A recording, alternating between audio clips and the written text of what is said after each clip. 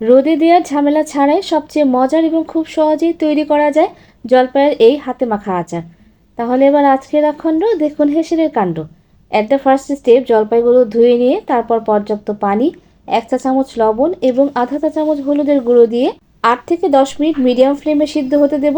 জলপাই যখন সিদ্ধ হয়ে এরকম ফেটে ফেটে যাবে তখন একটি ছাঁকনিতে তুলে রাখবো পানি ঝরার জন্য এবং 1 ঘন্টা ঠান্ডা হতে এভাবেই রেখে দেব। অ্যাট দ্য সেকেন্ড স্টেপ, নিয়েছি আস্ত ধনিয়া, জিরা এবং 5 ফোড়ন। 3টি মশলাই 1 টেবিল চামচ পরিমাণ করে নিয়েছি। সাথে নিয়েছি 4-5টি শুকনো মরিচ এবং এই আচারের মশলাগুলো সামান্য টেনে নিয়ে শিলপাটায় গুঁড়ো করে নিয়েছি।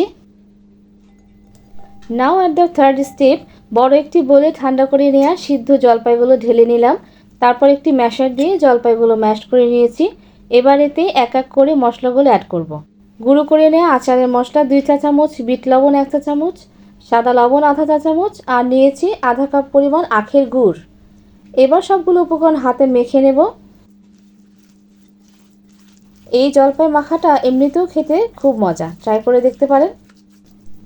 জলপাই মাখানো হয়ে গেলে একটি কড়াইয়ে নিয়ে নিচ্ছি 1/4 কাপ সরিষার তেল। ফোড়নে দিলাম আধা চা চামচ 5 ফোড়ন আর 2টো শুকনো মরিচ। জাস্ট কয়েক সেকেন্ড নেড়ে চেড়ে মেখে রাখা জলপাই দিয়ে দেব এবং তেল ফোড়নের সাথে ভালোভাবে মিশিয়ে নেব, চুলার ফ্লেম মৃদু আঁচে রেখে। বাড়িতে এই অতি সহজ এবং সো ইয়াম্মি আচার তৈরি করবেন এবং জানাবেন কেমন লাগলো। এখানে আচারের জন্য 1 কেজি জলপাই নিয়েছি। ও আরেকটা ব্যাপার, সেটা হলো ফোড়নে যে 2টি শুকনো মরিচ নিয়েছিলাম সেই দুটো সরিয়ে নেব, কারণ এগুলো আচারটাকে কালো করে ফেলতে পারে। আর এই পর্যায়ে 3টি ফ্রেশ শুকনো মরিচ আচারে অ্যাড করে নিয়েছি। এবার দিয়ে দিচ্ছি 1/4 কাপ হোয়াইট ভিনেগার বা সাদা সিরকা এবং শুকনো মরিচের গুঁড়ো 1 চা চামচ পরিমাণ।